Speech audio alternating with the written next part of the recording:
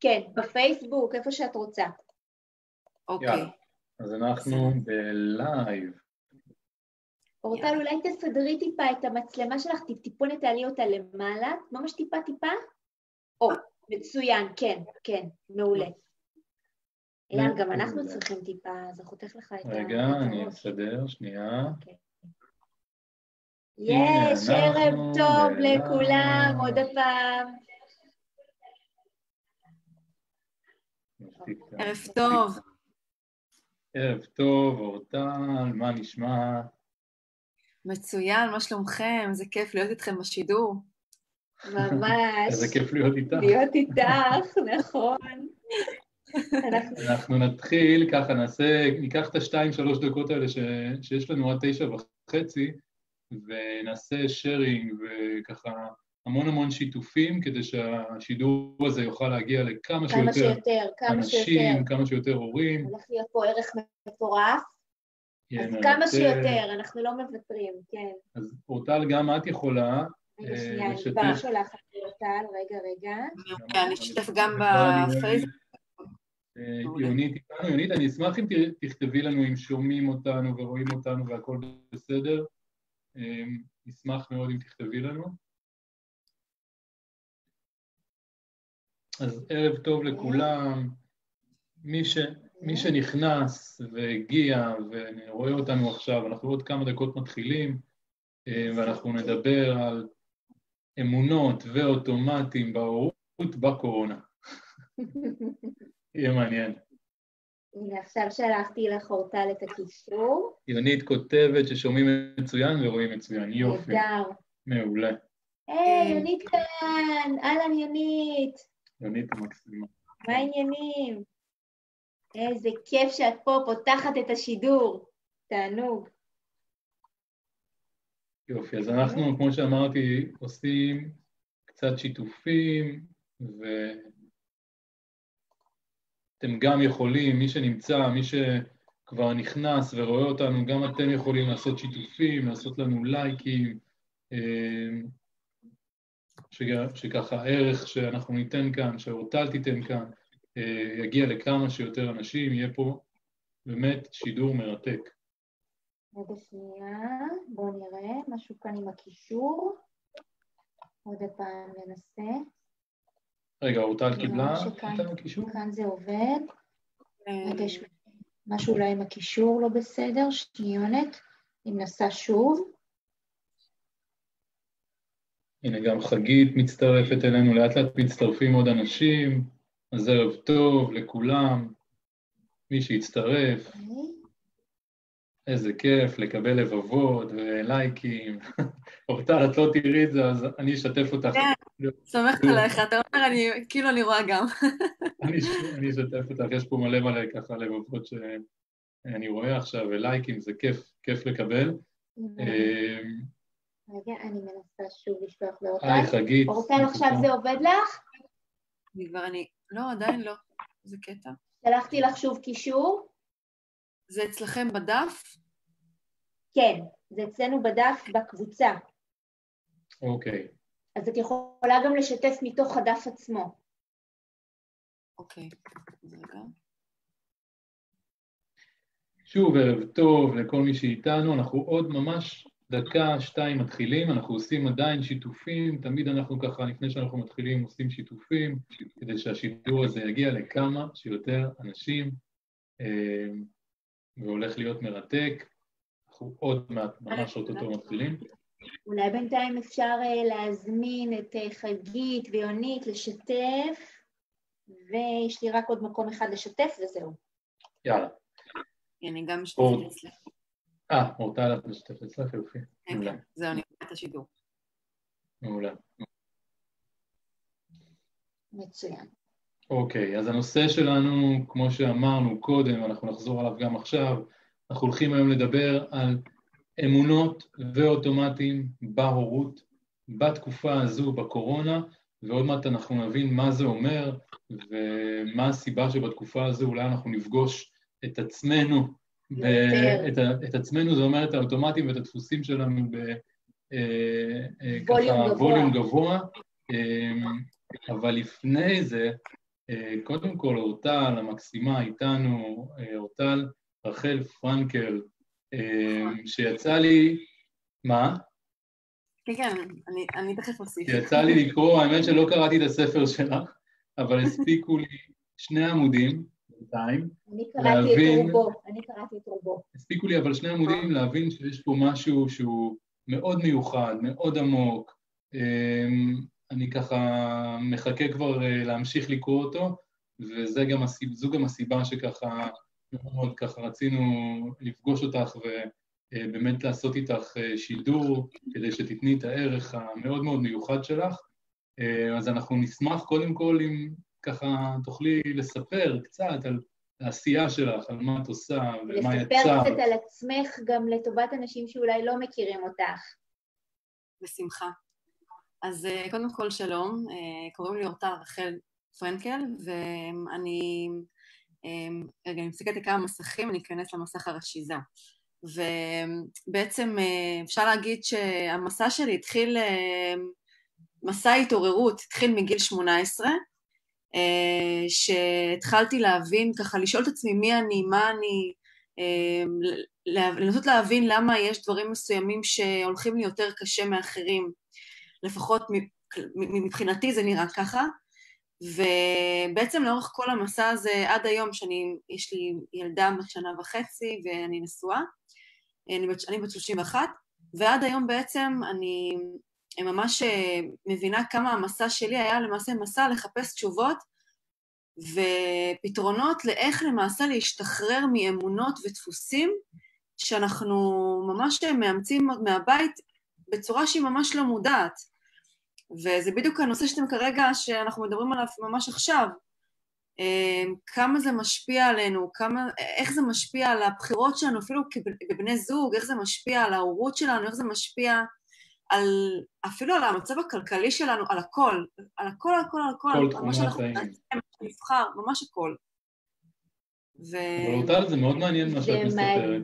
זה מדהים, מדהים, מדהים, כי את יודעת, אני כל כך מזדהה עם מה שאת אומרת, וגם כל מילה בספר, אני כאילו שתיתי את כל מה שהיה כתוב פה, כי אני גם עברתי מסע שהוא די זהה למסע שאת עברת, אמנם בצורה אחרת, אבל ככה באמת את אותם שלבים בדרך, וזה כל כך מרתק וכל כך כאילו כיף לפגוש וגם לדבר, ואנחנו ככה היום נפתח את זה, לדבר עם מישהו שעבר מסע זהה, אז זה פשוט מקסים. כן, הנה כותבות לנו כאן קרן, כיף לחזור, והילה מקסימה, וואו, הילה גם נמצאת איתנו כאן, איזה כיף. אז ספרי ככה בעצם על מה את עושה היום מבחינה מקצועית, הרי פיתחת איזושהי שיטה. נכון, בעצם פיתחתי שיטה שנקראת עמוד שדרה פנימי. קראתי לשיטה הזאת עמוד שדרה פנימי כי הרבה מאוד שנים הרגשתי שאין לי עמוד שדרה. ומה זה אומר? זה אומר בעצם שהרגשתי שמאוד קל לקופף אותי, מאוד קל להשפיע עליי, מחשבתית, רגשית, מאוד קל להניע אותי ממה שאני באמת רוצה. הייתי ילדה מאוד מאוד מרצה, ובעצם כל המסע היה למעשה לחזק את העמוד שדרה הזה, את העמוד שדרה הפנימי, ומאז שאני אימא, אז המסע הזה עובר איזשהו שדרוג מאנרגיה זכרית לאנרגיה נקבית, זאת אומרת להבין מה זה אישה, מה זה אומר לפעול בעולם מתוך נשיות, לא צריך להפעיל כוחנות, זה מסע מרגש, כואב, ומתוך הכאב גם מתגלית האהבה מאוד גדולה, זאת אומרת זה בדיוק העניין של להסכים להרגיש, לא לפחד להרגיש, לא לפחד להרגיש הכל, את כל מנעד הרגשות. אנחנו כל כך שופטים את עצמנו על מה שאנחנו מרגישים, ופה אנחנו כולנו טועים, כולנו נופלים במקום הזה, ואני רוצה שהמסר שיעבור באמת זה קודם כל להסכים להרגיש הכל, לא רק להיות חיוביים, אלא את כל הרגשות. ואולי נגיד ככה, אורטל, שדווקא בתקופה הזו, שהמון המון אנשים חווים משבר, ואנחנו כל הזמן שומעים על ההזדמנות שיש כאן בתוך המשבר, ועל הלמידה של מה אפשר להפיק, ואולי רגע לעצור ולחוות את המשבר הזה. זאת אומרת, כמו שאת אומרת, להרגיש אותו, להרגיש שאנחנו עכשיו במשבר ולדעת שאנחנו נעבור אותו ונצמח ממנו, שזה בטוח יקרה. זאת אומרת, אנחנו נגדל מהמקום הזה, אנחנו נתפתח מהמקום הזה, כי מה שיבוא אחר כך זה יהיה piece of cake לעומת מה שאנחנו מרגישים עכשיו, וזה בכל תחום, אולי גם בהורות וגם בקריירות שלנו וגם בעבודה, אבל אולי זה כמו שאת התחלת ואמרת, אולי כדאי דווקא בתקופה הזו לעצור ולהגדיר דברים מחדש, או לעצור ולבדוק מי אני, ואם אני בעצם, אם זה מתאים לי להיות כמו שאני, מתאימה לי העבודה שעשיתי, אם הקריירה הזו באמת נתנה לי להרגיש שאני משפיע, שאני משמעותי וכולי. אני לא אגלוש להורות ולדברים אחרים, לזוגיות אולי, אבל זה ככה ממבט על. וגם, אוסיף רק משהו קטן, וגם מאיזה מקום אני משפיע. שתכף נדבר על הבורות הרגשיים, שזה גם מתחבר לזה. כן, כן, לגמרי. אנחנו עכשיו נעמיק. חגית כותבת איך אני אוהבת דיבורים על אנרגיה נשית, סיפור חיי בערך, אז אורטל, אנחנו גם ניכנס ונעמיק על אנרגיה נשית ואנרגיה גברית, אבל דווקא אני רוצה לקחת אותך אחורה על המקום הזה שאת מדברת, על המציאה, על המסע שעברת, שבעצם גרם לך לבנות את העמוד השדרה הפנימי שלך, ואני רוצה להגיד שאם יש כאן בעצם הורים או אנשים שעברו גם איזושהי ילדות קשה ומאתגרת, אני חושבת שזה must לעבור את התהליך הזה של בניית העמוד שדרה, כי אחרת זו תחושה כזו של גזע נידף, איזשהו עלה נידף ברוח. ובספר שלך, את מתארת את זה, זה הספר שלך, לשוב הביתה. איזה כיף. ספר מקסים, מקסים, מקסים, ואני אשמח אם תוכלי ככה באמת, פה בספר את ממש מעמיקה ומתארת את כל המסע שעברת, אבל אולי אם תוכלי לתאר כמה דברים מתוך הבנייה הזו של העמוד שדרה הפנימי הזה, של התהליך הזה שעברת, כל מיני דברים חשובים. אז קודם כל, הוא נקרא לשוב הביתה, לגדל את עצמי מחדש. עכשיו, מה זה אומר? זה אומר בעצם שבכל אחד מאיתנו יש ילד ילדה, שבהורות הכי הרבה פוגשים את זה. בעצם מה שקורה המון פעמים זה שהורים פוגשים את עצמם דרך הילדים שלהם. ואז במקומות הכואבים, אז המון פעמים יש נטייה לברוח מהכאן ועכשיו, למחשבות, לעשייה חיצונית, לפייסבוק, לאוכל, דווקא במקומות הכואבים. ושם, במפגש הזה עם הילדים, יש הזדמנות מאוד מאוד גדולה לריפוי משותף. ולגדל את עצמי מחדש זה בעצם אומר לגדל את האהבה שבי מחדש, להיזכר מי אני, לשוב הביתה, להבין מי אני בכלל. כי מה שקורה זה שעם השנים אנחנו מתחילים להאמין לאמונות שהן לא בהכרח נכונות לגבינו. סתם דוגמה, נניח אני בכיתה ג' ואני נכשלתי במבחן מתמטיקה, והמורה אמרה, אין, זהו, את לא טובה במתמטיקה. אני יכולה להאמין לזה, שזה קורה אצל הרבה ילדים, ולהגיד, זהו, לשים איזושהי תבנית, אני גרועה במתמטיקה, ואני רואה שבגלל התבנית הזאת, אז לא משנה כמה אני אנסה, אני אכשל, אז בשביל מה לנסות? עכשיו, התבניות האלה בעצם מכניסות אותנו לאיזשהו מקום למה לנסות? הרי אני כבר הגדרתי מי אני. קיבלתי החלטה. זהו, אז בואו ננסה, נחפש משהו אחר, אז זאת אני, אז זה מה שהמורה אמרה, אז כנראה שהיא יודעת יותר טוב ממני מי אני, ולהבין למעשה למה שאחרים אומרים עליי, בלי להבין מי אני באמת. אז הרעיון של הספר זה לנפץ תבניות ולהגיד, תנקו רגע את כל מה שאמרו עליכם, ומה שידעתם ומה שהכרתם מהבית, ובואו תתכנסו פנימה ותנסו להבין מי אתם באמת, אל תפחדו לפגוש את עצמכם. לא רק את הדברים הטובים, גם את הדברים הפחות טובים, הפחות נעימים. איזה יופי. חייב לשתף אותך, יש פה מלא לבבות ולייקים, זה אומר שהמון אנשים כנראה מסכימים, וסיגל כותבת שהספר מעולה והתהליכים סופר סופר עוזרים. וסופר חשובים לקרבה במשפחה ולשלום פנימי. מדהים. אז זה יופי. אז אולי נהיה פרקטיים, רוטל, ונדבר קצת על האמונות. על האמונות, זה גם מה שאני רציתי להגיד. זה תורה, אני יודע שזה תורה, גם אנחנו עובדים על האמונות עם הורים, אבל מאוד מאוד מעניין לשמוע את נקודת המבט שלך. קודם כל אולי להבין איך אנחנו בכלל מזהים מהם האמונות שלנו, כי הרבה פעמים זה בליינד ספוט, זה נקודה עיוורת, אין לנו בכלל שום קשר לזה. אוקיי? אז איך אנחנו בכלל מזהים מה הם אותם אמונות שאיתם אנחנו פועלים בחיים? אז קודם כל אני אסביר ממש בכמה מילים רק מה זה בכלל הבורות הרגשיים. אז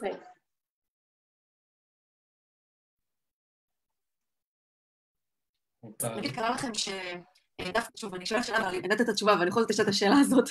נגיד שדווקא האנשים שהכי אוהבים אותנו, ושאנחנו הכי אוהבים אותם, שם אנחנו הכי הרבה נפגעים ומתאכזבים. שמעו אותי? רגע, אותה לא שומעים אותה. רגע, אותה, נתקעת לנו רגע. עכשיו חזר. תוכלי לחזור בבקשה שוב? כן, אני אחזור. אני אומרת שהאם קרה לכם, ואני אשמח שגם יענו לנו כאן בתגובות, האם קרה לכם שדווקא האנשים שהכי אוהבים אתכם, ושאתם הכי אוהבים אותם, נגיד אמא, אבא, ילדים, בן הזוג, בת הזוג, האחים, שם למעשה הכי הרבה נפגעתם, הכי הרבה התאכזבתם, הכי הרבה פחדתם אולי להיפגע, אולי פחדתם לפגוע במילה מסוימת, אולי יותר הרגשתם איזשהו כעס, או תחושה אחרת, זה קרה לכם? בטח, ברור. הרבה פעמים, אצלי לפחות, אלה המקומות שהיו מקפיצים אותי, זאת אומרת, אם יש מישהו שהיה יכול להוציא ממני תגובה מאוד לא פרופורציונלית, זה המשפחה. בדיוק, זה לחוץ על הכפתורים, על הכפתורים הרגשיים. והסיבה בעצם שזה קורה לנו, לכולנו, זה כי המשפחה זה המערכות יחסים הכי אינטימיות, זאת אומרת, אין אפשרות לשים מסכות, כי נגיד מערכות יחסים חיצוניות, נגיד דרך הפייסבוק וכל מיני קהילות, מפגשים כאלה ואחרים, אז מאוד קל לשים איזושהי מסכה של מי אני, ולהתמיד בה, וככל שמערכת היחסים נהיית יותר קרובה, אז פתאום אנחנו מתגלים עם עוד חלקים שהיה מאוד נוח להסתיר בקשר שהוא יותר רחוק. ובעצם הפחד הזה מלהרגיש את הרגשות שהתא המשפחתי עלול לעורר, בעיקר בחוויה של זיכרונות הילדות, זה גורם לאנשים המון פעמים, וגם לי, זה גרם גם לי, זה המסע שלי למעשה, ליצור מערכות יחסים מאוד שטחיות, ממוקדות מטרה, לפחד מזוגיות, לפחד מקשר, לפחד מלהיות הורה. למשל, יש הרבה אנשים שנמנעים מלהיות הורים, ואני אלך איתכם יותר רחוק, אפילו בעיות המון, אני לא רוצה להגיד משהו שהוא גורף, אבל המון פעמים מה שנתקלתי בבעיות בפריון אצל נשים, זה בדרך כלל יושב על איזשהו פחד מלהיות האימא, או שאני לא חוויתי, או הפחד להיות אימא כמו אימא שלי, והפחד הזה בעצם הוא יושב בגוף, זאת אומרת הוא קיים באיברים, הוא נשמר, והמפגש הזה עם בני המשפחה בעצם מפעיל אותנו כי אנחנו פוגשים אותנו, את הגוף שלנו, גוף עם גוף נפגש ויוצר הרבה מאוד רגשות. אז אלה הם בעצם הבורות הרגשיים, זאת אומרת ברגע שאנחנו פוגשים זאת אומרת, את יכולה קצת להרחיב מה זה בור רגשי, איך מזהים מה הבור הרגשי שלי? כן, בור רגשי בעצם זה מקום זה מקומות למעשה שאנחנו מעניקים לאחרים, או מצפים לקבל מהם, מתוך ציפייה למלא את עצמנו. למשל, נניח,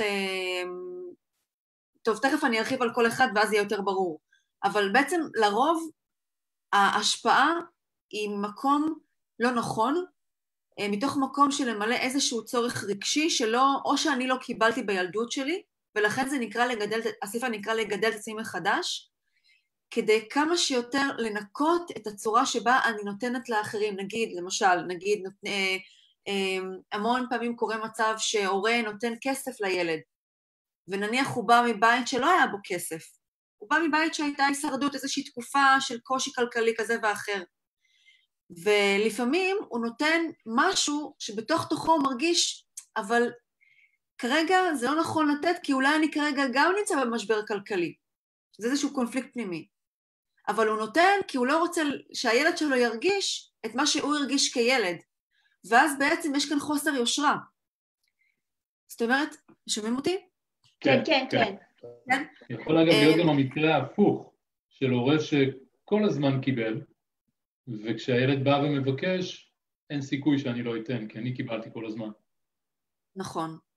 ואז בעצם, איך יודעים אם זה היה טוב או לא טוב? לפי התגובה של הילד. זאת אומרת, הרבה שאומרים, רגע, אבל אני נותנת כל כולי לילד שלי, והוא לא מעריך אותי.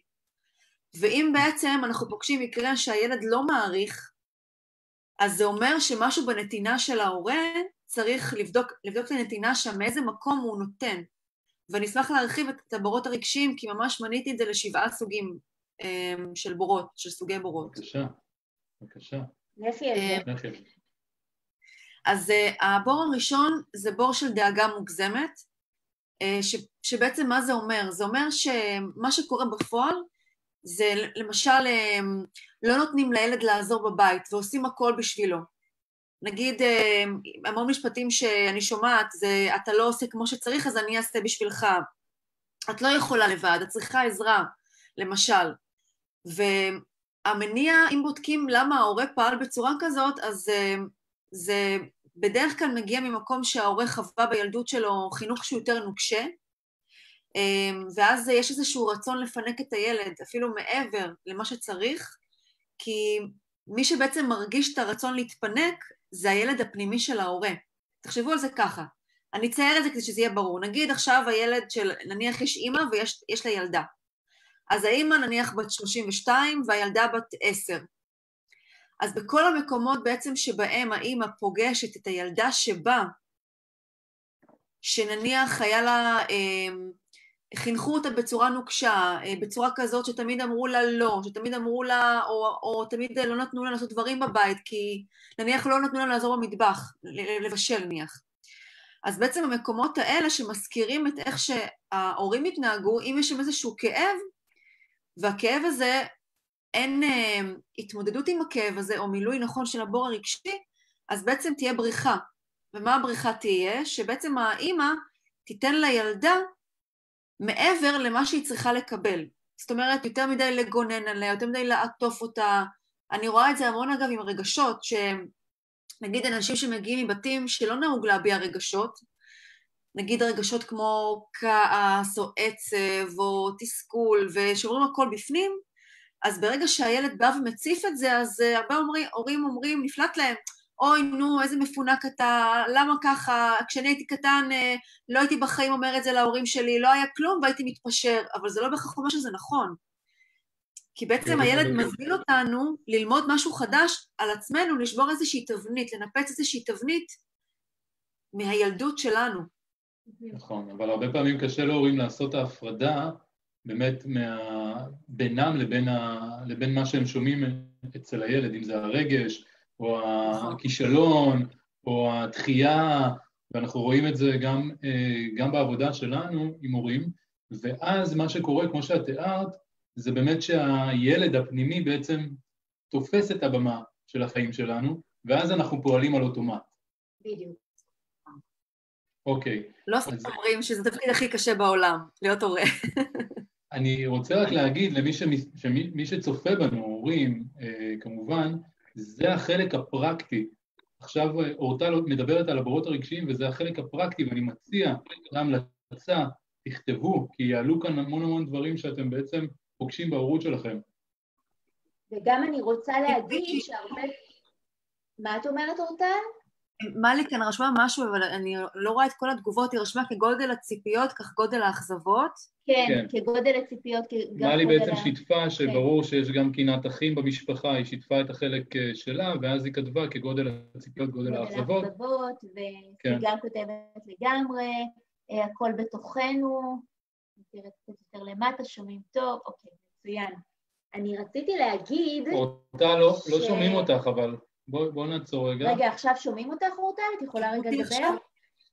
שומעים, הכל בסדר. כן. אני רציתי להגיד, אורטל, שבהקשר למה שתיארת, אז הרבה פעמים מה שקורה זה שנניח אם גידלו אותנו בצורה מסוימת, ואנחנו סולדים מאותו דפוס של ההורה, אז הרבה פעמים אנחנו הולכים לקיצון השני, אוקיי? אבל אז אנחנו מייצרים את אותה בעיה, רק בקצה השני. למשל, אם יש הורה שהוא קיבל המון מההורים שלו, הרבה פעמים הוא יגיד, לא, אני לא רוצה שהילדים שלי יצאו מפונקים, אז אני לא אתן. או ילד שנניח יש שם גבולות מאוד מאוד נוקשים, אז הוא אומר, לא, אני לא רוצה להיות נוקשה עם הבן שלי, אז הוא נותן חופש מוחלט. אבל פה זה בעיה עם גבולות, וגם פה זה בעיה עם גבולות. אז אולי גם את זה ככה חשוב לציין. אוקיי. ממשיכים עם הבורות. דיברנו על... אז תיארת, כן, על הדאגה. בור הראשון. בור ראשון. והבור השני זה המקום של אין מקום לרגשות.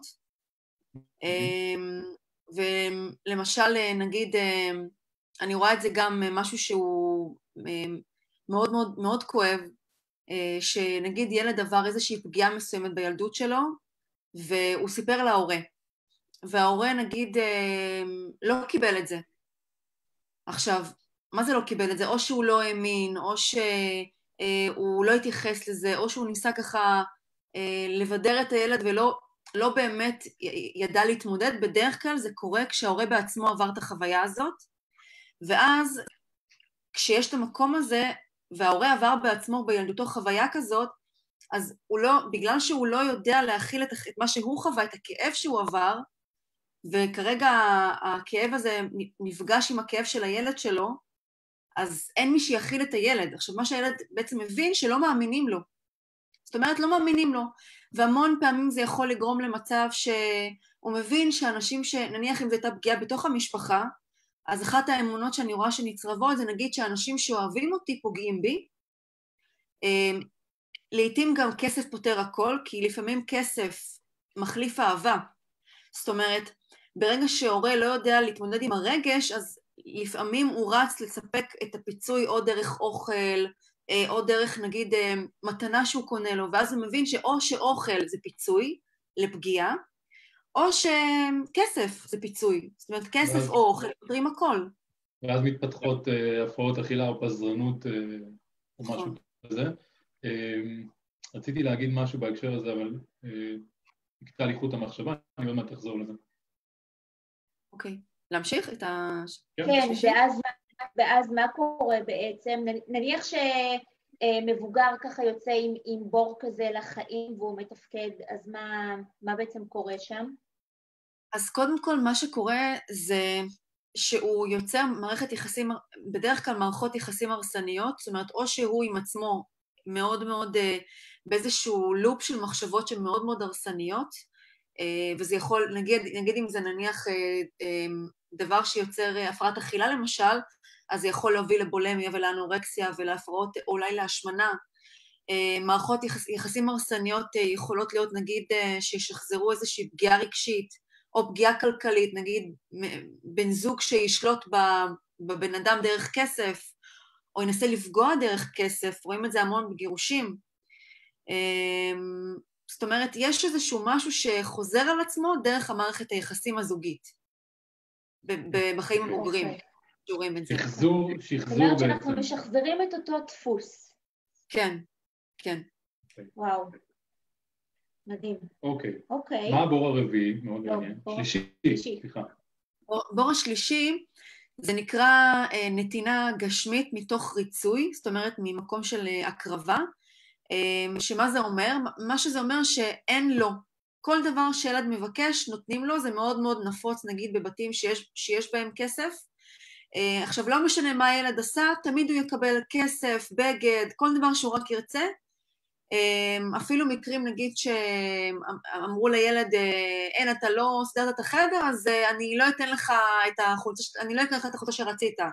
ואז אחרי שעה ההורה שכח שזה מה שהוא הבטיח והוא רץ לקנות לו. עכשיו למה הוא עושה את זה? סביר להניח שהוא עושה את זה כי אולי הוא הגיע מבית שלא היה בו שפע, ואז הוא מפצה את אותו חלק שבו, את הבור הרגשי שבו, שהוא הרגיש, מה, אני עכשיו, אבל הוא רוצה חולצה, אז מה, אני לא אתן לו חולצה? נכון, הוא לא סדר את החדר כמו שביקשתי, אבל לא, הוא צריך את החולצה הזאת. ומי בעצם מדבר? מתוך ההורה, הילד שרוצה עכשיו, כאן ועכשיו, לי לא היה, אני רוצה עכשיו את החולצה הזאת. כי אם אני לא אקנה לו, יכול להיות שהוא ייפגע כמו שאני נפגעתי. נכון, אני ארגיש חוצר לי. אוקיי. כן. ואז בעצם הילד מבין שאין השלכות למעשים שלו, הוא מבין שהכל מותר לו הכל. אוקיי. הבור הרביעי. רק אני אגיד לגבי, זה יכול להוביל למצב שיהיה לו מאוד קשה להתנהל עם כסף או עם אנשים, הוא יתפזר עם כסף, אולי גם במערכת יחסים הוא יתנהג כמו לבן הבת הזוג, כמו שההורים יתנהגו איתו, ואז תהיה שם איזושהי פזרנות של כסף. אוקיי. עכשיו זה מדהים, כי יש לנו זוג הורים שאנחנו דווקא עובדים עם האבא, בדיוק על המקום הזה, וזה כל כך חזק, הבורות הרגשיים האלה, כמו שאת קוראת לזה, כי זה לא יעזור שום דבר רציונלי, או שום דבר באמת רציונלי שמסבירים, זה כל כך עמוק, שהדפוס הזה כל הזמן חוזר שוב ושוב ושוב, ואני קונה וקונה ומפנק ומפנק, והוא גם אומר לנו, אני לא יכול לראות שיש לחבר משהו שאין לבן שלי, אני לא מסוגל, הוא אומר, אני לא עומד בזה. זה מדהים, וזה מאוד מאוד חזק, זה מנהל אותו בכל תחומי החיים, זה ממש ככה. נכון. אולי נדבר... אבל אז, בואו נדבר אולי על איך משתחררים מהבורות האלה. נניח וזיהינו שיש לנו את הבור המסוים, מה עושים? איך משתחררים? אוקיי. אז קודם כל, השלב הראשון זה לזהות. כשזיהיתי זה כבר גורם להורה לשים לב. לשים לב, זאת אומרת, עצם הזיהוי עצמו זה לשים לב שיש כאן איזושהי התנהלות, ולא כמה שפחות לחזור על זה. עכשיו, איך אפשר למלא את הבור הרגשי? רגע, אני רוצה לעצור שנייה, בעצם כשאת אומרת לזהות, אני רוצה לתת פה כלי להורים, שבעצם להגיד אולי במילים אחרות את מה שאת אומרת, זה לזהות בעצם מה מקפיץ אותי אצל הילד. כשאני רואה משהו אצל הילד שלי, מה בעצם מקבץ אותי או מקפיץ אותי? אני רואה דחייה, אני רואה תסכול, אני רואה פחד, אני רואה כישלון, אני רואה בכי. מה בעצם מקבץ אותי, מה הדבר שבעצם לשמוע אני פועל בלי לחשוב, בלי הרבה ככה לאבד את המידע, אני ממש מגיב ממקום שהוא רגשי. וגם אני רוצה לחזק אותך שההורים הרבה פעמים הם מגיבים, והם יודעים תוך כדי שהם מגיבים, רציונלית הם אומרים, יאללה, אוי, עוד הפעם צעקתי, או אני עוד הפעם מרצה את הילד, אוי, ואני לא מצליח לשלוט בזה, אוקיי? זה חזק ממני. אולי זה המקום? אז בעצם הכלי הראשון זה לזהות את כל מה שבעצם מקבץ, או את כל מה שאני פועל ומגיב בצורה שהיא רגשית. אוטומטית, בצורה אוטומטית. אוקיי. נכון. אולי נכתוב... 22 hours. שכחתי לתת את המתנה שרציתי, אבל לא נורא, בסוף אני אתן את הקישור עם המתנה לפרקים מהספר, אז לא חשוב, שכחתי את זה לגמרי. בטח, נוסיף את זה. אז החלק הראשון היה זיהוי. אז איך משתחררים מהבורות הרגשיים? אז החלק הראשון זה הזיהוי. החלק השני, בעצם כדי למלא את הבור הרגשי הזה, זה בעצם הטכניקה שהיא עובדת ממש ממש טוב, זה פשוט להתחבר לילד הפנימי שבי. זאת אומרת שההורה, אתם צריכים לשמוע אותי, זה לא נקטע? כן. שבעצם ההורה מתחבר לילד שבו. עכשיו, מה זה הילד הפנימי או הילדה הפנימית? זה בעצם החלק הרגשי שלנו, זה הרגשות שלנו. בפסיכולוגיה קוראים לזה הילד הפנימי. וברגע שההורה מבין שהוא צריך לתת מקום לרגשות שלו, נניח עכשיו אני מרגישה, נגיד, כאימא מוצפת, ואני רוצה את הלבד, נניח זה הצורך שלי, ואני ממשיכה, ואני מתעלמת מהצורך הזה, ואני לא נותנת לו מקום, ואני לא משתפת, אז בעצם פה אני יוצרת איזשהו בור שהולך ומעמיק. והמקום הזה שהולך ומעמיק יוצר את הנתינה שהיא לא ממקום מלא, ממקום שהוא נתינה, הוא נותן ומתרוקן, במקום לתת ולהתמלא. אז בעצם קודם כל שימו לב למה שאתם מרגישים. נגיד עכשיו אתם נניח מרגישים חוסר חשק, לא יודעת, להקשיב, אז אפשר להגיד, טוב, אפשר לשתף, אני כרגע קצת מוצפת, אז קחו לכם איזה מחברת, תכתבו לכם מה אתם מרגישים, תתמללו את מה שאתם מרגישים, זה ממש ממש עוזר. נגיד אני מרגישה מאוכזבת, אני מרגישה עצובה, אני מרגישה שמחה, לתמלל את כל סוגי הרגשות, והמחברת זה הבן אדם, נקרא לזה הבן אדם, התחיל בפסיכולוג, שאף אחד לא ישפוט אתכם, אף אחד לא יגיד לכם איך אתם חושבים ככה, איך אתם מרגישים ככה, ממש, גם אם זה אפילו איזושהי תחושה שלא נעים להגיד בכל רם על בן הזוג, או על עצמי, או על הילד, או על מישהו אחר בחוץ, לכתוב את זה במחברת. וברגע רוצה להוסיף משהו? לא, שמה שאת אומרת בעצם זה כשהילד הפנימי תופס את הבמה של החיים שלנו, עולה הרגש, ואז אני רוצה להתחיל לנהל את הרגש, זה מה שאת אומרת בעצם. אז נכון. מה שאני עושה זה ממפה את הרגשות, ובמקום הזה גם מביע אותם, אומר אותם במילים, וזה אולי חשוב דווקא בתקופה הזו, שהורים, אנחנו שומעים כל הזמן שהורים כל הזמן מעסיקים את הילדים ורוצים למצוא להם פתרונות, וזה לא מתאים, הרבה פעמים ההורה רוצה גם את השקט שלו, את הזמן שלו, כמובן שאני מדבר על התקופה הזו, אבל זה גם בשגרה, זה קורה גם הרבה פעמים שאנחנו מרצים את הילדים גם בשגרה, למרות שזה לא מתאים לנו, וזה לא בא לנו עכשיו עוד משחק, או לא בא לנו עכשיו לקפוץ איתו, לקנות לו משהו, וזה דווקא מקום שאנחנו יכולים להגיד בו את האמת. יש משהו מאוד מאוד יפה באמת. אבל מהניסיון שלנו, כשאנחנו עובדים עם הורים וילדים, ואנחנו רואים שלמרות שגם אחרי שההורה מזהה את הבור הרגשי הזה, והוא מזהה שהוא כל הזמן מרצה, והוא לא שם גבולות, והוא לא יכול לשלוט בזה, אוקיי? האמא אומרת לנו, אני רואה, היא עכשיו מתבחיינת לי על הבורקס. אני לא רוצה לקנות לה את הבורקס, אבל בסופו של דבר אני הולכת בבוקר ויורדת וקונה לה את הבורקס. זה חזק אז בוא נשמע, רוטל, אמרת זיהוי, מאוד חזק. מיפוי של רגש, מה השלב הבא? אז בעצם אחרי שממפים את הרגש, זה להגיד, אחרי שאני מזהה מה אני מרגישה, להגיד בכל רם, קודם כל ביני לבין עצמי, מה אני באמת רוצה, מה אני באמת רוצה עכשיו. האם למשל אני רוצה, נגיד, כמה דקות לבד, האם אני רוצה עכשיו, לא יודעת מה, לשבת סתם רגל על רגל או כל דבר אחר, כי אי אפשר להיות, נקרא לזה אלוקיים כהורים, ולצפות שהילדים יבינו שאנחנו גם אנושיים. זאת אומרת, זה המקום שבעצם הילדים מבינים שאנחנו גם אנושיים וגם אנחנו, יש לנו גם צרכים. וברגע שההורה יהיה סלחן לעצמו, וגם אם טעינו, הרי אם אני טעיתי ואני לא מראה שאני טעיתי ואני לא מודה בזה, אז איך הילד ילמד שמותר לטעות? איך הילד ילמד שמותר לעשות טעויות בחיים? הוא יפחד מלעשות טעויות, והוא לא יבין איך זה יכול להיות שאני לומד ואני לא מתקדם.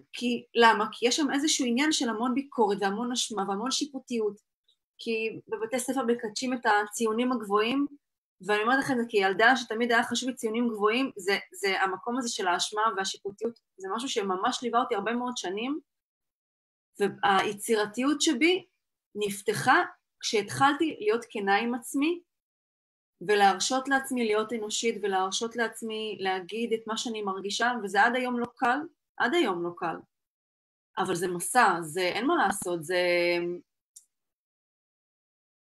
זה פשוט לבוא ולהגיד, כולם צומחים מזה, גם בן הזוג, גם בת הזוג, גם הילדים, גם האחים, גם ההורים, כולנו צומחים מזה.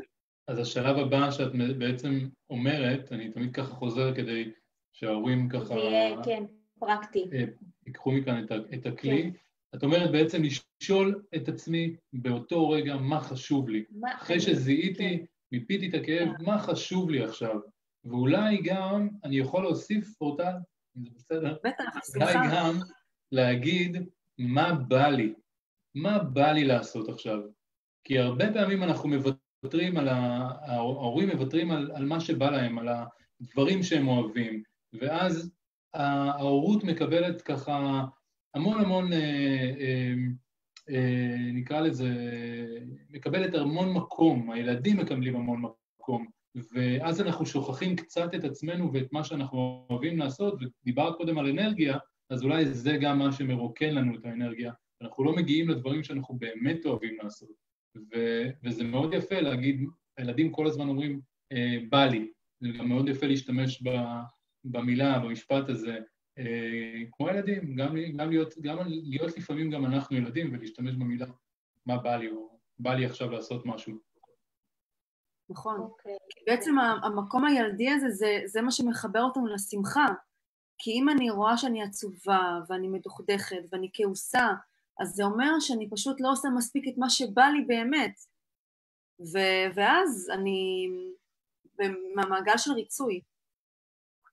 יש לי דווקא תרגיל מאוד יפה לעבודה עם הילד הפנימי, שדווקא למדתי את זה מהקואוצ'רית עדי אורפז, והתרגיל הוא לקחת תמונה שלנו מהילדות, ולשים אותה כשומר מסך, וממש לתקשר לדבר עם הילד, לדבר כן, לנהל דיאלוג עם הילד הזה, וזה חזק. ברמה יומיומית? ברמה יומיומית? כן, ברמה יומיומית, ממש. כאילו להיות ההורה של הילד הזה. כאילו שאני עכשיו, האמא של אותה ילדה שאני רואה בטלפון, וזאת אני, ואני מנהלת איתה דיאלוג. אז יש פה עבודה מאוד יפה לילד הפנימי. מה השלב הבא אותה? אוקיי.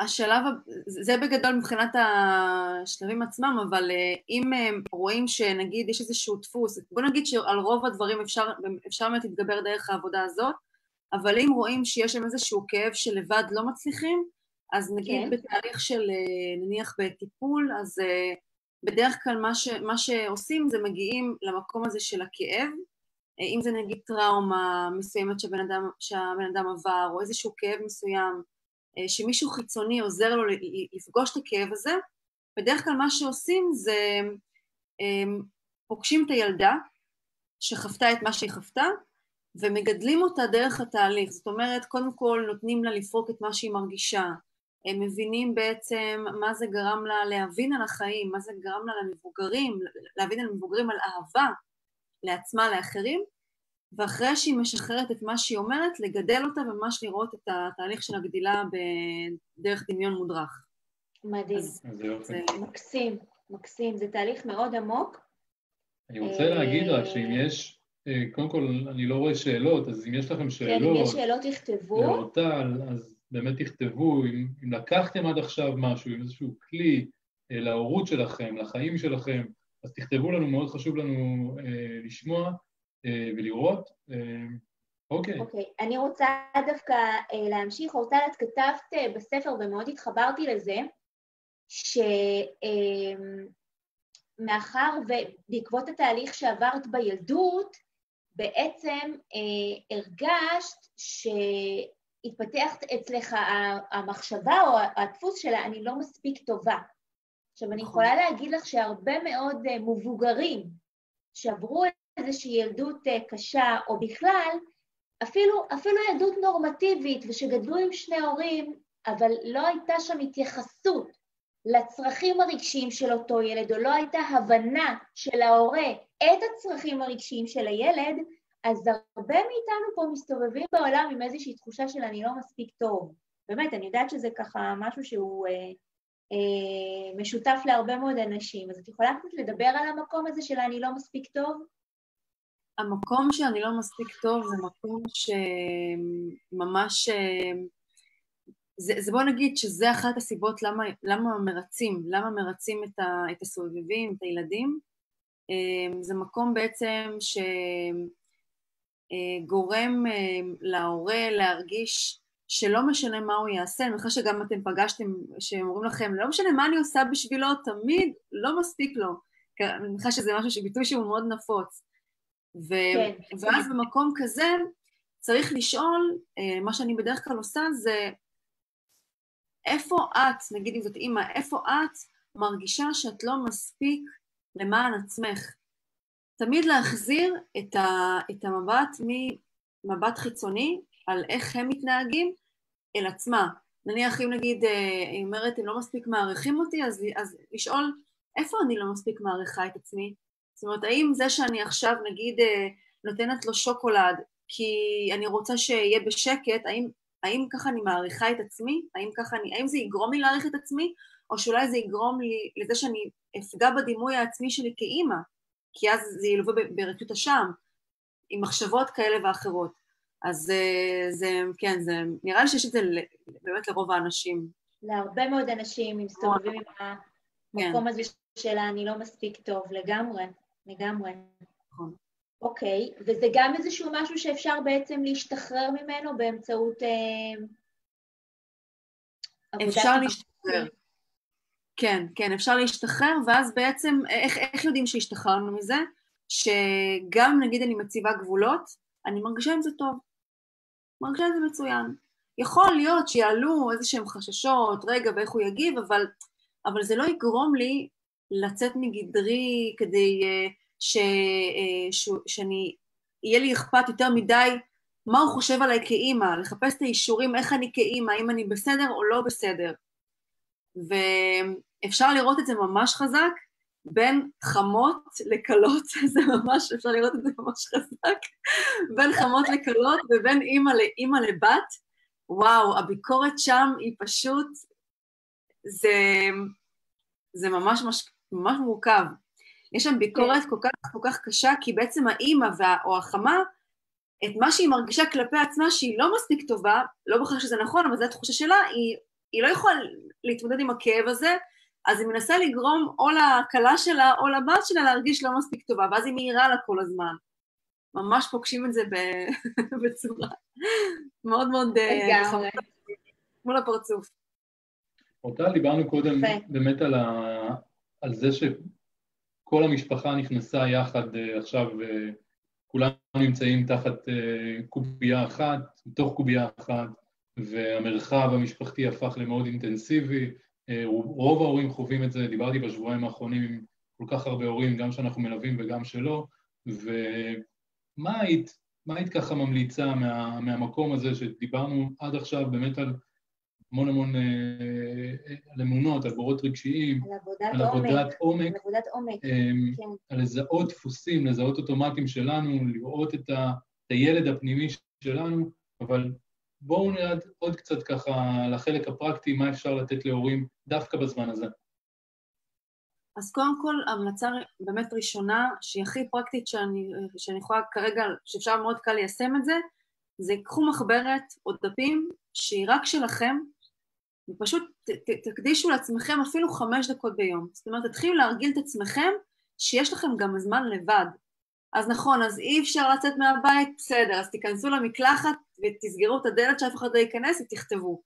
זאת אומרת, ממש, כי ברגע שאנחנו מתחילים לכתוב ולהקדיש אפילו 5 דקות ביום, אנחנו מרגילים את המוח שלנו להבין, הכל בסדר, לשופט הפנימי, שאומר, מה זה, זה אמא, אתה צריכה להקדיש את כל כולך למען הילד, אז ממש להתחיל להרגיל אותנו, את המוח שלנו, שהנה, יש לי זמן, וללמד אותנו לדרוש את הדבר הזה, את הזמן הזה לעצמנו.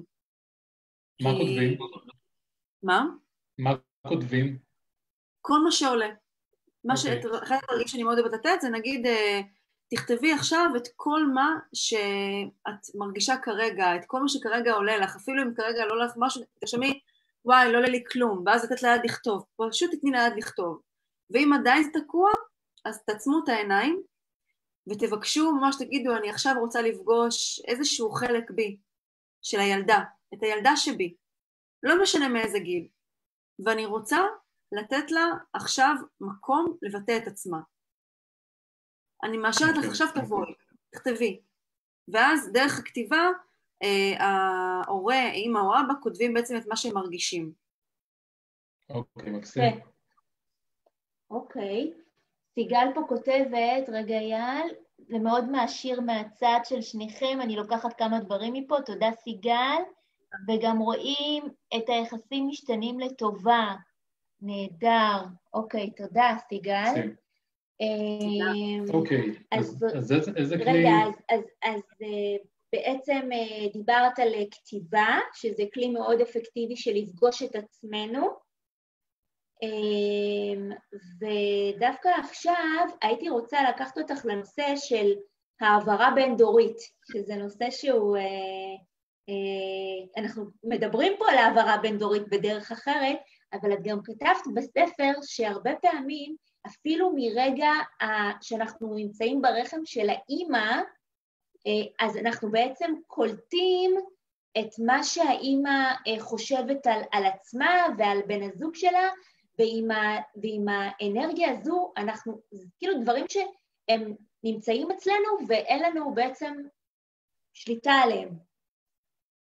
ואז אנחנו מעבירים הרבה פעמים, עושים העברה של דפוסים ודורות קדימה, ומעבירים כל מיני דברים לפעמים שהם לא שלנו. נכון. אז זה נקרא חוזה נשמתי, ובעצם זה אומר שזה יכול להיות נגיד מצב שהילד ספג איזושהי אמונה כמו נגיד אמא שמרגישה על עצמה שהיא לא מספיק טובה. אז הילד כעובר הוא הרגיש את זה, ואז כשהוא נולד הוא נהיה מרצה. למה? כי הוא רוצה לתת לה את התפקיד, הוא רוצה למלא עבורה את הבור הרגשי שהיא לא מצליחה למלא. ואז בעצם הילד הופך להיות ההורה של האמא, במקום להיות הילד. ושם מתחיל פער מאוד גדול ומין בור פנימי מאוד גדול שנפער, וזה משהו שמלווה את הילד גם בזוגיות, שהוא יכול לזמן לעצמו גם מערכות יחסים שהוא ממשיך את הקשר הזה, או לחילופין ממלא את הצורך הילדי שלו ולא לוקח אחריות, ובעצם פוגש את הבן זוג שישמש בשבילו תפקיד שאמא לא יכלה לתת מכל מיני סיבות, מהסיבות שלה, מה שהיא עברה בחיים. ואגב, הלא מספיק טובה המון פעמים זה משהו שעובר ברחם. ממש, מהסבתא לאמא, ממש מדורי דורות, מסבתא של סבתא לסבתא לאמא, ועד לילד, לילדה, וזה ממש מלווה את הילד לאורך כל חייו. וואו.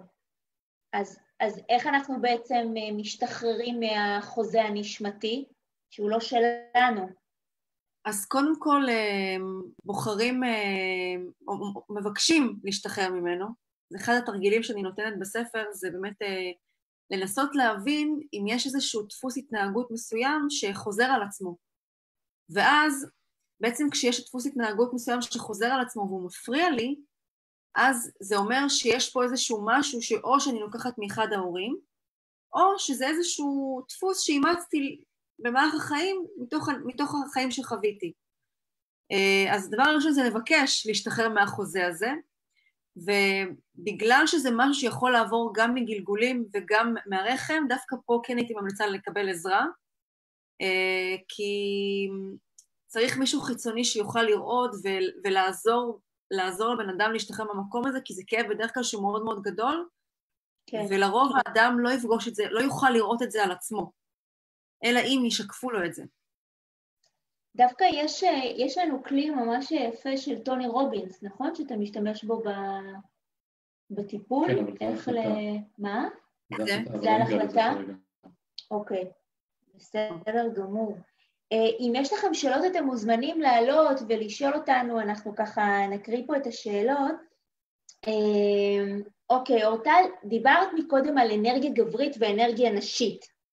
נכון. אז אולי בואי ככה ננסה להבין מה זה אנרגיה גברית, מה זה אנרגיה נשית, ואם אישה מזהה שהיא יותר גברית מנשית, איך היא בעצם מחזירה את האיזון? זה קודם כל צריך כדי להחזיר את האיזון. לכולם, זאת אומרת, אנרגיה לכולם יש אנרגיה גברית ואנרגיה נשית, חשוב להגיד. נכון. העניין הוא שבדרך כלל נגיד נשים שהן מאוד מאוד משדרות כלפי חוץ המון המון חוזק ועוצמה, מישהי כאן רשמה מקודם, שהיא רגילה לנהל את עצמה ולהיות הבוסית של עצמה ולהיות מאוד ככה מתוקתקת. זה בדרך כלל, יש איזושהי סיבה, איזשהו חוזה מסוים שאותה אישה חתמה, וזה יושב על כל מיני מקומות. יכול להיות למשל שהיא אולי ראתה אותה, אישה שהיא יותר זכרית, אולי היא ראתה את אימא יותר מוחלשת, ואז היא החליטה שהיא לא רוצה להיות כזו, אז היא תהיה בדיוק ההפך. זה יכול, זה בדרך כלל גם קורה כשיש אלימות במשפחה, או טראומות כאלה ואחרות, ואז בעצם ברגע שהאישה מבינה שזה מפריע לה, והיא אומרת, טוב, אני רואה שזה מפריע לי, כלומר זה השלב הראשון להיות מודעת לזה שזה מפריע לי, אז קודם כל לדעת שזה מפריע. וכשהיא יודעת שזה מפריע לה, להגיד, אוקיי, עכשיו אני רוצה לשנות את זה. אז איך אפשר? קודם כל התקופה הזאת לדעתי עושה את זה נהדר בשבילנו, שזה מאלץ אותנו באמת להיות בבית, ולשים לב ממש לדברים שעולים מתוכנו. במיוחד המקומות שבהם אנחנו מנסים בכוח לעשות דברים, נניח אם אני עצמאית או אם אני שכירה או משהו כזה, ואני רואה שכרגע אני בחוסר ודאות ואני לא יודעת מה יהיה. אז אני יכול להילחם עם עצמי ולעשות כל מיני פתרונות וזה בסדר, זה טוב. אבל מתי זה לא טוב? כשאני רואה שאני ממש נאבקת וממש מרגישה שזה מוריד אותי למקומות נמוכים של עצב, של דכדוך, של להיות מרותקת למיטה, או להיות כעוסה, ולהוציא את זה החוצה על אחרים. אז אלו מקומות קורים. מה זה? אנחנו מאבדים שליטה בעצם, באיזושהי צורה. נכון, בדיוק. והמקום הזה של האנרגיה הזכרית, זה ממש להיות כל הזמן בשליטה על המצב, זה להיות כמו זכר. מה זכר עושה? הוא יוצא מהבית, מלקט, כובש יעדים, טק, טק, טק, א', ב', ג', יאללה, בואו נסמן, הגעתי, כבשתי. ופה כולנו, גם גברים, כולנו בעצם נשארים בבתים, כי אנחנו צריכים להתחבר מחדש לאנרגיה הנשית. לאנרגיה הנשית שאומרת, בואו לא נהיה בתנועה, בואו רגע שנייה נעצור, בואו נסתכל שנייה מה קורה מסביבנו, ולא נצא החוצה, לא נלקט, אלא נשאר בכאן ועכשיו. וזה להשתדל ליהנות, או להיות, אפילו בלי ליהנות, להיות כמה שיותר בכאן ועכשיו, עם כל המורכבות שזה מעלה מתוכנו. איזה כלי חזק מאוד. יפה, שזה האנרגיה הנשית בעצם. כן, בדיוק. אז האנרגיה הנשית היא יותר נוכחת, היא יותר פסיבית, והגברית היא יותר אקטיבית. נכון. אוקיי. אני לא הייתי קורא לזה, אבל פסיבית. היא אנרגיה שאולי יותר מקבלת. יותר מקבלת, יותר מכילה, יותר רואה את הפרטים. אוקיי. נכון. אוקיי. לא פסיבית, לא יודע אם זה לא מדויק. ובעצם, מה קורה כשאנשים לא נמצאים באיזון? נניח שאישה היא יותר גברית, או שגבר הוא יותר נשי, יש עם זה איזשהו עניין? כן, אני אדמה את זה דרך ציור. נגיד יש עץ שיש לו שורשים, נכון? ויש לו ענפים. עכשיו, בן אדם שמתנהג בעיקר באנרגיה, נגיד אישה שהיא בעיקר באנרגיה זכרית, אז זה כמו עץ שתלוי באוויר, והוא לא מחובר לאדמה. כל רוח שתגיע, כל רוח שערה שתגיע, היא יכולה פשוט להזיז את העץ הזה, היא יכולה לשבור את הענפים, היא יכולה זה ייצור תחושה מאוד גדולה של בדידות וחוסר שייכות. בדידות מאוד גדולה. כי אני מרגישה לא שייכת, אני מרגישה מנותקת. והמקום הזה בעצם של להתחבר לאדמה, זה להתחבר לכאן ועכשיו, זה למקום הזה של, אוקיי, בוא נשאל את עצמי, רגע, למה אני חייבת להיות בעשייה? אני יכולה להגיד לכם ברמה האישית שאחרי הלידה, אז יש חופשת לידה. את גם מן הסתם יודעת, כמה חודשים חופשת לידה. ולי באופן אישי, זה הפגיש עם מקומות מאוד מאוד, זה לא היה לי פשוט. לא היה לי פשוט בכלל, זה נגע לי ממש בכאב של, מה, עכשיו אני לא אהיה בעשייה, אז מה זה אומר עליי? ממש ברמה של, רגע, אז מה אני מבלי שאני אעשה? אולי ישכחו אותי, ואז שוב, אני רוצה להבין רגע, מי אני גם בלי העשייה? מי אני בלי הדברים החיצוניים שהעסקתי? מי אני אם עכשיו, נגיד ישכחו אותי? מי אני? אני עדיין שווה אם ישכחו אותי? אני עדיין שווה אם אין לי לייקים בפייסבוק, אם אין לי עוקבים? אם אין לי לקוחות? אני עדיין מה אני סבבה, מרגישה באמת כלפי עצמי? אני עדיין מעריך את עצמי, אני עדיין תחושת כן. ערך עצמי. בדיוק.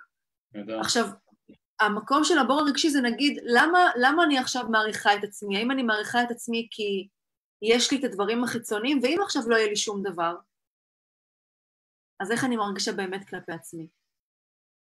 מקסים. כן, יש לנו את וואו. הנטייה בעצם להעריך את עצמנו לפי ההישגים, לפי לפי העשייה. כן, וגם הרבה פעמים לפי חיצוניות, אז אוקיי, זאת אומרת כאילו להתנער מכל הדברים האלה, להתנקות מכל הדברים האלה להתחבר למהות של מי שאני. למקום הפשוט שלנו, שזה לא כזה פשוט, אבל זה המטרה. למי שאנחנו, אבל זה מצריך קודם גילוי של מי שאנחנו. נכון. אוקיי. אוקיי. וואו, מרתק. זה אבל המון תהליכים עמוקים מה שאת מתארת פה, וזה לא כזה פשוט לעשות את זה. אני יודעת פשוט. אני יודעת מניסיון, זה לתהליכים מאוד מאוד עמוקים, אבל אלה תהליכים שבסופו של דבר הפירות הם באמת, אי אפשר בכלל לכמת את זה מבחינת התגמול, שזה משפיע גם על הבחירה של הבן זוג, וגם על הפרנסה, וגם על התקשורת ועל היחסים, אבל אלה בעצם כל הדברים שתיארת פה לכל אורך השיחה, זה בעצם עבודה על התת מודע שלנו. נכון, זה עבודה על התת מודע, אבל זה גם על המודעות שלנו, זאת אומרת, קודם כל זה לא בושה לבקש עזרה. זאת אומרת, בשביל זה יש אתכם, בשביל זה יש, כל מי שנהיה מטפל, זה לא סתם שכל כך הרבה אנשים מטפלים, מאמנים, כי יש את הצורך הזה. אז באמת, לא בושה לבקש עזרה, להפך, עדיף לבקש עזרה מאשר לעשות טעויות, שאחר כך תסתכלו לאחור ותגידו, חבל שלא ביקשתי, חבל שהייתי בתוך האגו של עצמי, ואמרתי לעצמי, לא, ההורים שלא ביקשו עזרה, אז גם אני לא אבקש עזרה. כי חבל, כי מאבדים כאן את הקשר שיכול להיות עם הילד. אז יש לכם גם את אורטל, אגב. מה זה? לא, אני אומר, אז יש את אורטל, וגם הכנת מתנה, אבל יש גם את הספר שלך שיש בו... נכון, האמת היא שהספר שלך הוא מאוד פרקטי, וגם יש בו קטעי שמע. מאוד פרקטי. כן, לגמרי. אז אפשר, האמת היא, גם לעבור תהליך דרך הספר. שזה... כן. אפשר לעבור תהליך דרך הספר. לצרף את הקישור למתנה, או שאתם... כן. אז אני רק רוצה להגיד כאן שבעצם את, נכון, את מצרפת כאן מתנה את שלושת הפרקים הראשונים של הספר, נכון? אוקיי, מצוין. אז אנחנו... ויש גם, אני ראיתי גם כל מיני סשנים שאת ככה כותבת, ממש סשנים עם אנשים שאת כותבת בספר, וזה מאוד עוזר למצוא ככה כל אחד את האתגר שלו, את הקושי שלו, ואז גם לקבל את הכלי ואת הערך מתוך הספר, שזה בעיניי מאוד מאוד פרקטי. כי קל לנו לראות את עצמנו דרך אחרים, כי אנחנו לא... קשה לראות את מה שמפעיל אותנו. אז איפה שאני מזדהה, זה אומר ששם אני פוגשת את עצמי. מקסים. מעולה. ואם ככה נסכם אורטל את הלייב הזה, איך היית רוצה ככה לסכם את כל הדברים שנאמרו כאן? קודם כל כיף איתכם, אתם מאוד נעימים ומאוד מקצועיים. גם איתך. תודה. תודה. הצלחנו שזה כבר טוב, אחרי כמה פעמים שלא הצלחנו לפני יומיים. איך אני מסכמת? תשקיעו בעצמכם, תשקיעו קודם כל בתא המשפחתי, אל תפחדו ללכת ולטפל במה שאתם לבד לא מצליחים לפתור. להפך, זה יכול לחסוך לכם הרבה מאוד שנים של תסכולים ורק יחזק את הקשר. כי אם יש משהו שהרבה אנשים שמספרים, נגיד, יש מי שאני מכירה אחות אונקולוגית שאומרת שהיא ראתה הרבה אנשים שהם רגע לפני המוות, ואנשים שהם רגע לפני המוות, הם אומרים לעצמם, אני לא מתחרט על כמה כסף יש לי או לא השגתי, אני מתחרט על כל הפעמים שכעסתי על הקרובים אליי, במקום באמת לאהוב אותם, במקום על כל הפעמים שלא אמרתי מספיק שאני אוהב. לא אמרתי מספיק, זה משהו שהוא באמת, שמי שפוגש את המוות, אם זה דרך אדם קרוב או הוא בעצמו רגע לפני, אז זה המשפט היחידי שהוא אומר. הוא לא אומר כמה כסף הרווחתי, הוא אומר כמה לא מספיק פעמים אמרתי שאני אוהב, או מראה שאני אוהב. חזק מאוד. אז לא לחכות לגיל 120, הנה ההזדמנות שלנו, הנה... ולעשות כמה שיותר מהר את העבודה, בדיוק על המקומות האלה של האמונות, של הדפוסים המושרשים, של החוזים שלקחנו, סגרנו עם עצמנו אפילו מבלי לדעת, שסגרנו עם עצמנו כל מיני חוזים, וזה מנהל אותנו בכל דבר, בכל נושא בחיים שלנו. אז ההזמנה היא, גם אנחנו רוצים בעצם להזמין את הקהל, כל מי שצופה בנו, זה לעשות את העבודה העמוקה הזו. נכון היא סזיפית, נכון היא קשה, נכון היא מפגישה עם מקומות מאוד מאוד כואבים ולא פשוטים, אבל היא גם משחררת, היא מרפאה. נכון? אפילו מרפאה פיזית, נכון אורטל? ממש.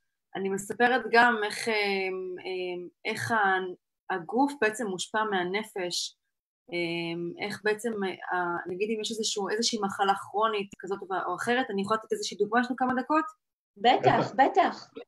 אז נגיד למשל כאבי גרון שחוזרים על עצמם או דלקות, אז בדרך כלל זה נובע מזה שבן אדם, או כאבי אוזניים, או שלא מספיק נתנו לו להתבטא, או לא מספיק הקשיבו לו, ואז הוא נהיה כזה לעצמו, הוא לא מספיק מקשיב לעצמו, הוא לא מקשיב לאחרים, אבל בעיקר הוא לא מקשיב לעצמו, או שהוא לא מספיק מבטא את מה שהוא באמת רוצה. נגיד, אם אני לא אומרת את הדברים שאני רוצה, אז גם זה יכול ליצור אפטות בפה, או פצעים כאלה ואחרים בפה, או כאבים בחניכיים. אז הגוף שלנו תמיד מראה לנו בדיוק מה אנחנו צריכים לשנות, ופשוט רק לשים לב לזה, זה הכל. אם כואב לנו עכשיו משהו, זה לא לחפש את הפתרון לכאב, אלא לחפש באמת מה אמרנו לעצמנו רגע לפני, או באיזה פרספקטיבה הסתכלנו על המצב, או על הדבר שאנחנו עכשיו מתמודדים איתו, והאם אנחנו מרגישים שאנחנו מסוגלים להתמודד איתו. נכון. הגוף זה המראה שלנו בעצם. מקסים. וואו, אורטל, איזה כיף. יפה, כן, תודה רבה רבה רבה על השידור הזה ועל העומק. הנה רגע שואלת, איך נקרא הספר? לשוב הביתה. שוב הביתה של אורטל רחל פרנקל. ואורטל, איך ניתן לרכוש את הספר? אפשר, קודם כל אתם יכולים לקבל טעימה, אבל אני יכולה, מי שרוצה, אני יכולה לשלוח לו פשוט קישור, או אני יכולה גם לצרף כאן את הקישור. מעולה. לצרף עוד קישור? כן. אז רק, מעולה, ושימו לב שאורטל גם קישור לשלושה פרקים הראשונים מתוך הספר. זה השלושה פרקים שהם לא אחד אחרי השני, אלא פשוט הפרקים שממש ממש יכולים לעשות הרבה מאוד סדר בדברים, ממש לקחתי את הדברים שממש ייתנו איזושהי טעימה טובה לספר, ייתנו אפילו כלים. גם מי שלא בהכרח יש לו סבלנות לקרוא את כל הספר, כי לא כולם אוהבים לקרוא, אז לפחות את הכלים האלה, קחו ותיישמו אותם. מעולה, וכמה חשוב את הסדר, וזו גם הזדמנות בעיניי לעשות סדר. ממש, קיבלנו ממש במתנה. הנה כבר אני אצטרף לכם. אורטל, המון תודה. תודה רבה לך על השידור הזה. היה מרתק והיה כיף, ולהגיד לכם גם, תודה לכולם. שאלתם שהגעתם, ששיתפתם, ואנחנו נתראה בשבוע הבא, ביום ראשון, בלייב עם עדי דין פורט, אנחנו נדבר על הורות מעוררת השראה בקורונה. אז נתראה בלייב הבא. תודה רבה. תודה, רותה. תודה, רותה. ביי, להתראות. ביי. ערב טוב.